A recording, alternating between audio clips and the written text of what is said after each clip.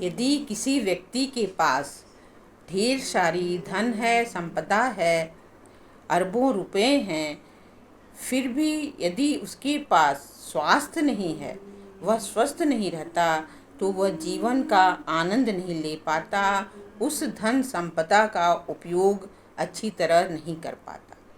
इसीलिए स्वास्थ्य का अच्छा होना हमारे जीवन में बहुत ही आवश्यक है। अच्छे स्वास्थ्य के लिए आवश्यक है कि हम पौष्टिक भोजन लें और स्वच्छता का ध्यान रखें, क्योंकि कहा गया है जहाँ स्वच्छता है वहाँ स्वास्थ्य भी है। केवल तन का ही स्वास्थ्य आवश्यक नहीं है, बल्कि मन का भी स्वस्थ होना उतना ही आवश्यक है।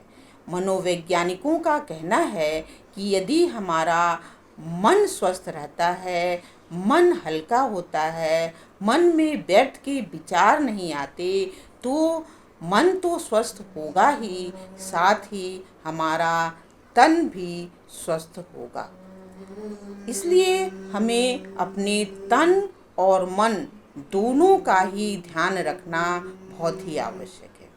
यदि आपको कोई भी छोटी बड़ी बीमारी हो, तो कभी भी यह ना सोचें या यह ना कहें कि मैं बीमार हूँ, और मैं बीमार हूँ तो अच्छा होऊंगा कि नहीं, मैं कब अच्छा होऊंगा, कैसे अच्छा होऊंगा, यह सब सोचने की बजाय आप हमेशा यह सोचें कि मैं स्वस्थ हूँ, मैं संपूर्ण स्वस्थ हूँ और मैं जल्दी ही संपूर्ण रूप से स्वस्थ हो जाना हूँ और अपने जीवन का अच्छी तरह से खुशी खुशी निर्वाह करने लगूँगा, अपने जीवन का आनंद लेने लगूँगा।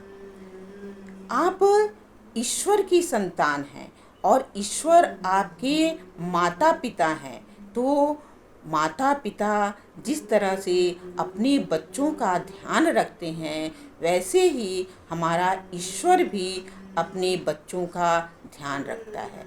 कभी कभी लोग कहते हैं कि यह सब कहना तो बहुत ही आसान है, लेकिन करना बहुत कठिन है, क्योंकि उन्हें उस पर विश्वास ही नहीं होता।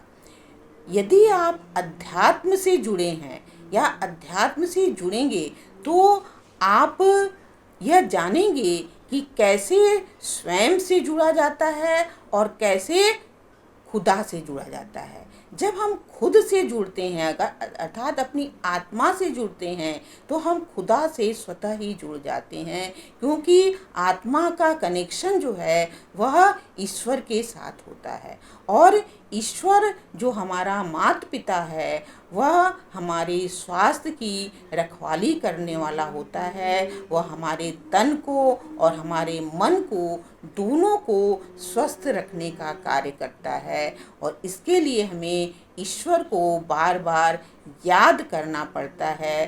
तो अपनी आत्मा को, मतलब अपने खुद को और खुदा को याद करना हमारे लिए बहुत ही आवश्यक है, तन और मन दोनों के स्वस्थ रहने के लिए। आप सभी स्वस्थ रहें, प्रसन्न रहें, इस कामना के साथ धन्यवाद।